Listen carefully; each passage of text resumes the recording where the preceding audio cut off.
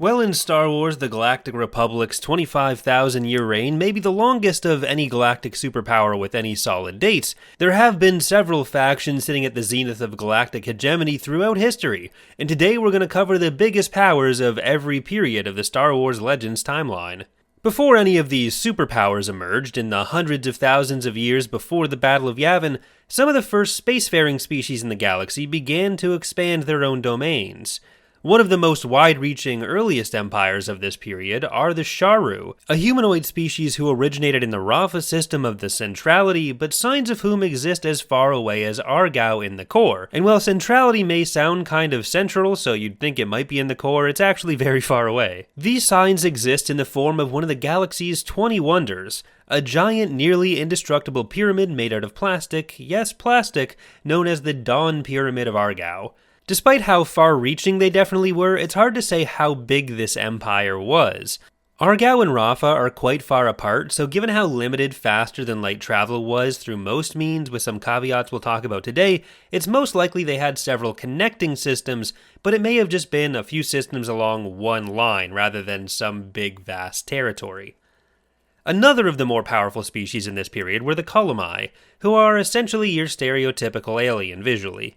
They originated from their muddy homeworld, Colomus, and over time, thanks to their advanced technology, their bodies evolved to put more and more resources into their brains, at the expense of their limbs, which became boneless appendages. Once they achieved interstellar travel, it's unknown how far their territory spread, but while there may not be signs of colonization from them, they definitely explored other important planets like Coruscant and Duro, homeworld of the Duros and one of the potential points of origin for humans. Ultimately, the Colomai found both species, along with everyone else they discovered, hugely disappointing and just decided to stay home. There were at least two other species becoming the big names in interstellar travel at this point as well, the Kwa and the Gree. The Gree's history is more mysterious than anyone else, but the area around their homeworld, also creatively named Gree, remains an enclave even into more modern periods of Star Wars, handily called the Gree Enclave. The Kwa are the original inhabitants of the planet Dathomir, now known as the home of the Night Sisters and other witch clans. While the Colomai's disappointment in everyone but themselves is often put forward as a reason they drew back in the galaxy, another explanation exists for their decline, one which also marked the beginning of the decline for the Kwa, the Gree, and the Sharu, the appearance of a new, seemingly omnipotent species or group, the Celestials. It's unknown how many Celestials there were and whether they originated in the galaxy far, far away or in a different, possibly closer or possibly further galaxy, but one thing was certain. They should like and subscribe for more videos, regardless of which galaxy they came from.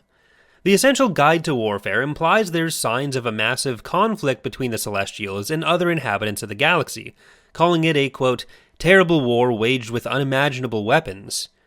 The Colomai retreated to their homeworld, dedicating themselves to further scientific research and avoiding further contact with the celestial-dominated galaxy. The Sharu similarly drew back into Rafa, using crystals to reduce their own intelligence and becoming a species called the Toka until they could be restored to their former status in 4 ABY, so 4 years after the Battle of Yavin, by a harp. And no, none of that was a joke. This is all stuff that happened. The Gree and the Kwa, on the other hand, welcomed their new seemingly omnipotent force-being overlords and became client species of the Celestials. If anything, their holdings and technology only seem to have grown in the Celestials' service. The Celestials effectively ruled over the whole galaxy, primarily acting through their clients like the Kwa and Gree. They became known as the Architects, using their power and their client species, especially the insectoid Killik hives, who spread widely under their rule as well, to craft massive structures like Centerpoint Station, a gravity-manipulating starbase which was used to build the Krellian system itself, pulling celestial bodies like planets together to form the system. And a similar station was used to craft the giant series of black holes known as the Maw. Some legends even claimed that the Celestials were responsible for creating the barriers which made travel in the unknown regions difficult, intending to trap the amorphous being known as Nal Nal, lest it devour everyone in existence. But the hyperspace limitations making the unknown regions difficult to travel wouldn't have applied to the Kwa, thanks to a technology at least partially inspired by the Celestials, Infinity Gates. These were planet-bound structures used to travel throughout their network, like a kind of gate between the stars. No, don't show that, they'll sue, it's totally different.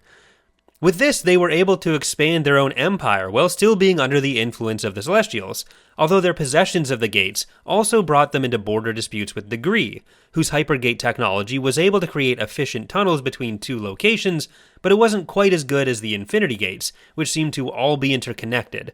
There's not a ton of information about each of these, so I think that's how both work. I might be wrong on the hypergates that Degree used, they might have had the same network. But most importantly, the Qua expanded to one particular planet, Lehon. Lehon in the unknown regions was home to a species called the Rakatans, who were, at the time, not particularly advanced technologically. The Qua, however, tended to be basically Force and Tech missionaries. They relied heavily on the Force, or the power of the cosmos as they called it, for their technology. This turned out to be a huge mistake to give the Rakatans, as the Rakatans quickly showed their proclivity for the dark side. The Rakatans began using the Force powers and technology acquired from the Qua to begin expanding across the galaxy, building massive star forges for ship production, and using hyperdrives powered by the dark side. By about 30 millennia before the Battle of Yavin, the Celestials had mostly gotten bored and moved on or died or something, but their influence was minimal enough that the Rakatans were largely expanding unchecked. Despite the wide breadth of their territories focused on areas strong in the Force, it's worth noting that the space borders, especially with exploration being more difficult, are quite porous. So within the Rakatan and other species boundaries, you also have smaller star empires starting to form as other species like the Gossams and Deveronians develop their own tumble drives around 27,000. Tumble drives were a riskier, more primitive form of hyperdrive, which basically sent you at random lengths through space. When the Rakatans did encounter some of these smaller species as they grew their empire, called the Infinite Empire, they enslaved many who they came across, and they waged war against the former client empires of the Celestials as well. The Gree were reduced to the cluster around Gree itself, which they would hold on to until the modern era. Their hypergate network remained around, and what even gets used in the Old Republic, set around 3630s BBY, but otherwise they effectively lost the technology to continue building it. The Qua had a much worse fate at the hands of their former students. Their territory was reduced all the way down to just their homeworld Dathomir, and they went from super intelligent force wielders to what the Night Sisters called an animal state, in which form they became known as the Qui. They could still communicate with one another, but even skills as simple as basic language were lost to them. The Night Sisters blamed this devolution on the use of Infinity Gates, wounding Dathomir and angering the spirits, which summoned the Rakatans. Among the other Rakatan slave species were the humans on Coruscant and Corellia, Duros from Duro, whom they used to build constructs like the Starforge, and then much like the Celestials, they moved species around and took it upon themselves to reshape the galaxy. Tatooine and Kashyyyk's biomes are attributed to their terraforming, and one of their computer constructs, the Mother Machine on Belsavis, even claims the Rakatans created the Twi'leks entirely, although this claim is contradicted by the existence of Twi'leks 10,000 years before it claims they were made. Either way, the Rakatans, despite the profound impact of their galactic domination, didn't last all that long. It can be hard to pin down specific dates for a lot of what we've talked about, but we do know that by about 25,000 years before the Empire, the Rakatan civilization was all but wiped out. They fell victim to a plague and lost their connection to the Force, much like the Qua did, which is a big deal when that powered most of their technology, including their hyperdrives. Throughout the galaxy, a series of revolts from their subordinate species led to the elimination of the Infinite Empire, leaving only small pockets of largely still isolated Rakatans and their tech, mostly focused in parts of the unknown regions, still known as the Rakatan Archipelago. They would continue to have local impacts throughout the unknown regions, but they wouldn't be a major player in galactic affairs ever again, unless you count having their Starforge taken by Revan. This temporarily left the galaxy with no central superpower, and even without any particularly powerful regional powers. Species formerly enslaved by the Rakatans were able to use Rakatan tech to build up their own technology, and fairly quickly humans, Duros, and others built up their own capabilities. The core quickly became dominated by different factions of humans, although there wasn't yet a former coalition outside of many of these systems, just looser affiliations between worlds and their own colonies. Outside of the core, the Hergliks based on Giju were establishing their own trade empire. Various other species and smaller territories would be making their own first steps into the stars, but the most powerful two factions, by around 25,100, a century after the Rakatan collapse, were actually on the outskirts of the galaxy, closer to the centrality where the Sharu were from.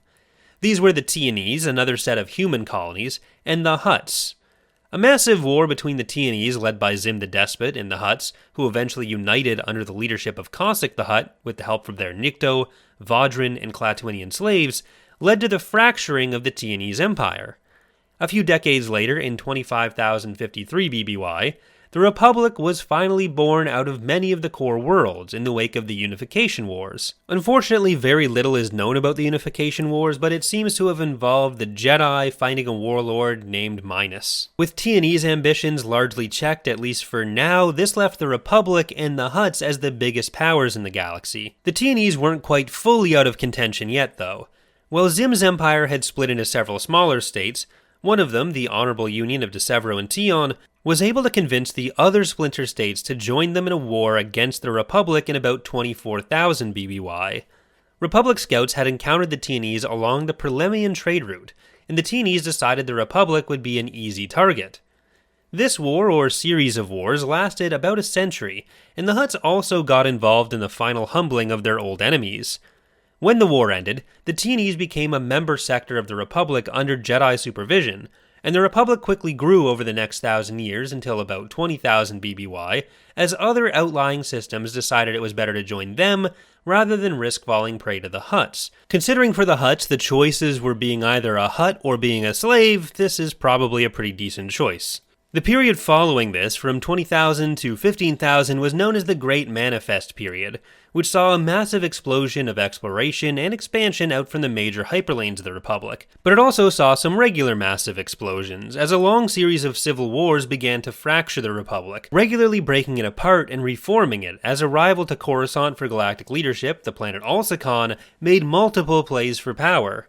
There were 5 so-called ancient Alsakan conflicts during the Great Manifest period and the 5,000 years following it, so from about 20,000 to 10,000 BBY, which sometimes split the Republic into 3 factions, as there were sometimes large chunks of the Republic, including in at least one case a region of planets allied to Corellia called the Corellian Hegemony, which refused to participate.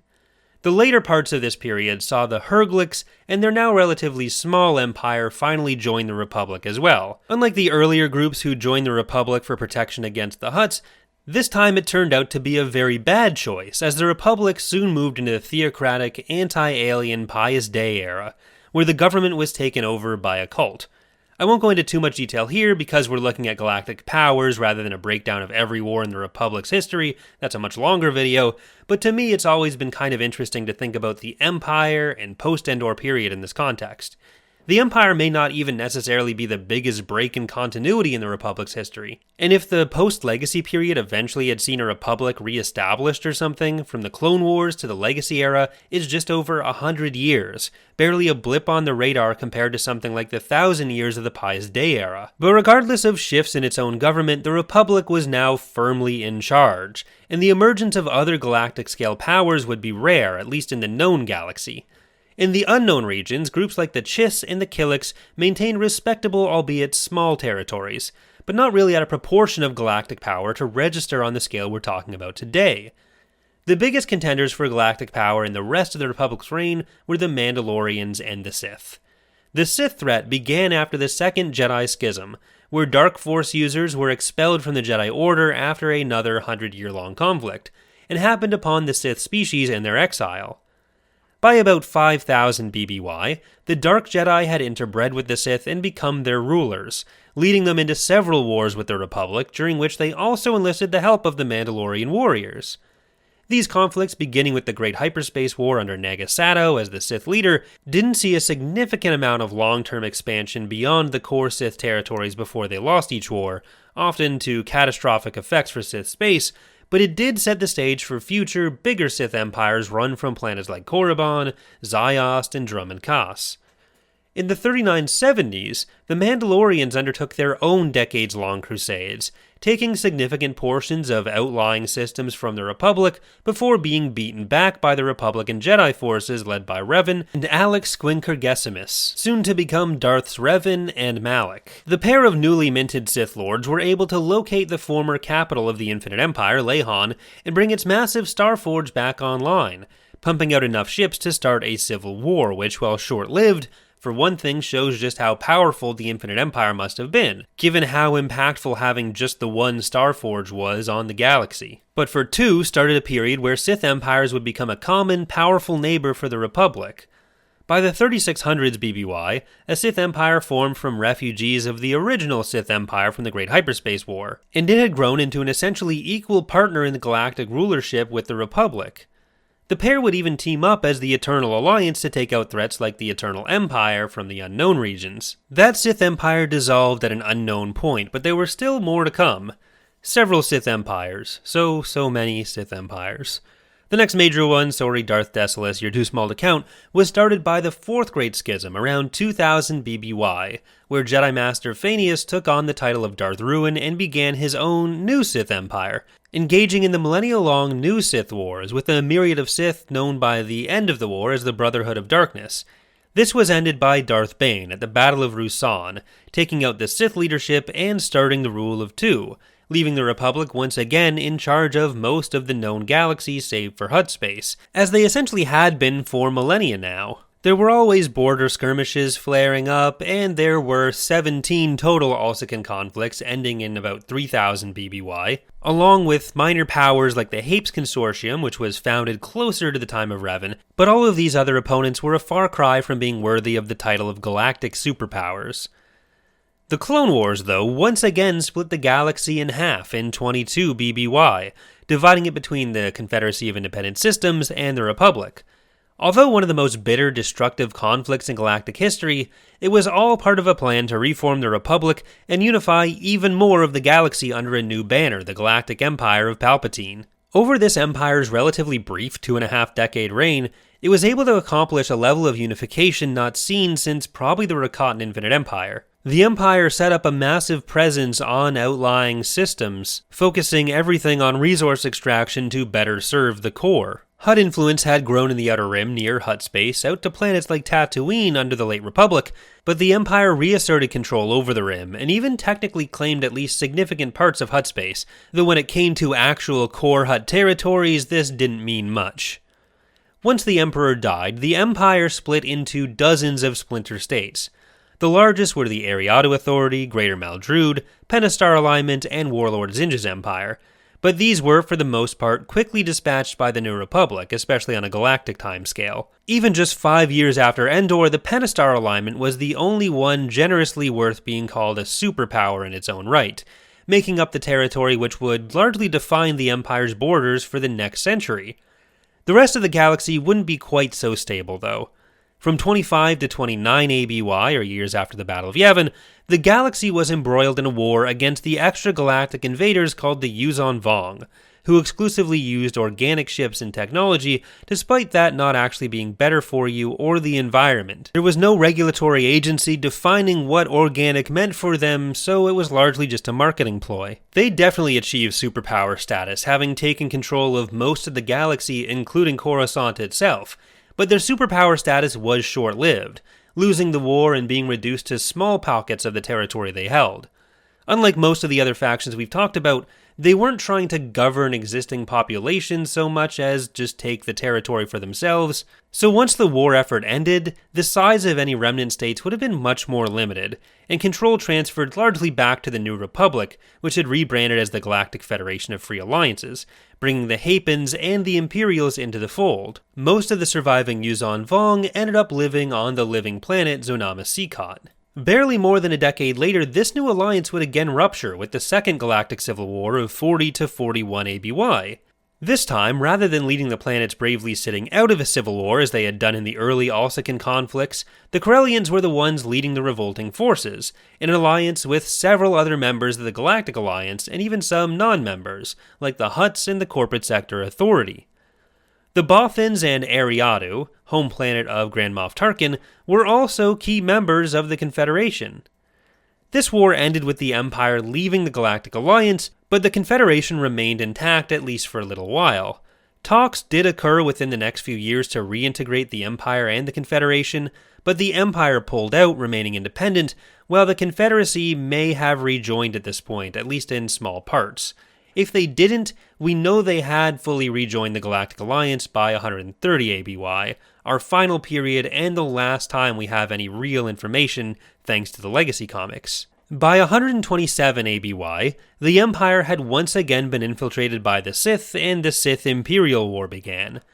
The Galactic Alliance quickly fell apart, becoming a government in exile, while the rest of the galaxy fell under the control of Emperor Rowanfell, until he was felled by Darth Krayt, except for the fact that Darth Krayt's minions fell for a trick. Fel was in fact not the Fel who was felled, it was a false Fel. Rowanfell, his life having been saved by a body double, took refuge in the loyalist Imperial planet, while Emperor Krayt took control of the rest of the galaxy. The Jedi were also purged yet again.